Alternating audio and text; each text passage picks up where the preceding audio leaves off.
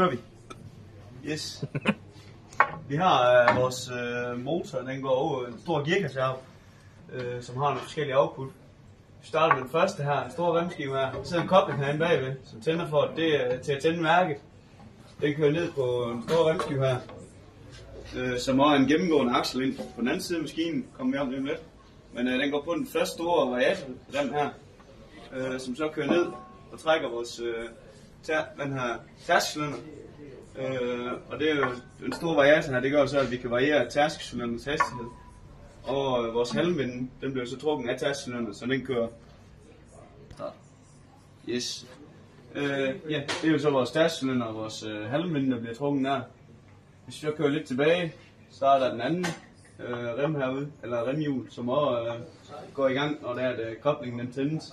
Den går så ned til vores halmsnitter. Der sidder en remskive her, og det er bare med en mekanisk snaplås, du kører den ud og ind, tænd og sluk.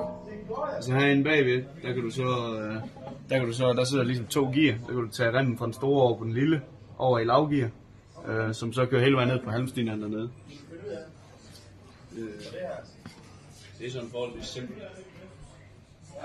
Bare pausen. Yes. Fra den store remskive af, herinde bagved, der kommer en rem ned, som bliver trukket, når vi trækker tærskeværket. Den går blandt andet herud, ned på den store remskive her, og trækker vores solde ned på krumtappen her, trækker vores solde. Den er også gennemgående, den aksel her, og det kommer vi over til lige om lidt. Den anden ting, den trækker, det er herude på, hvor vi så trækker ned på vores retursnegl, som kaster eller slår tærsker. Roterende tærsker, som tærsker returgodset op i sneglen. Og så her, og så slår det ind over vores tilløbsplan igen. Det er så kastet ind over tilløbsplanen igen, og så får en tur igen. Så er vi oppe på den anden side. Har du klar? Ja. Så er vi kommet over på den anden side. Her har vi en stor gennemgående aksel fra den første store remskive over på den anden side. Kommer ud herover. Den trækker så vores kerneudskiller.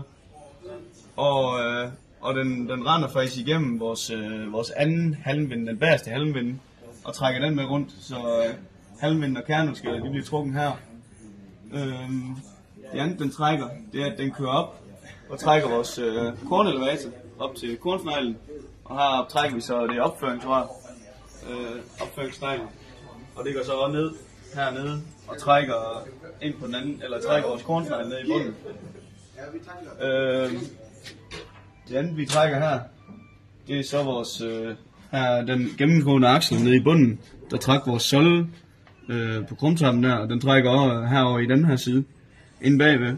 Her har vi så en variatorskive, og endnu en variatorskive, en stor variatorrem, der bliver styret af den el-aktuator herinde, og det er så til at trække vores blæser hernede.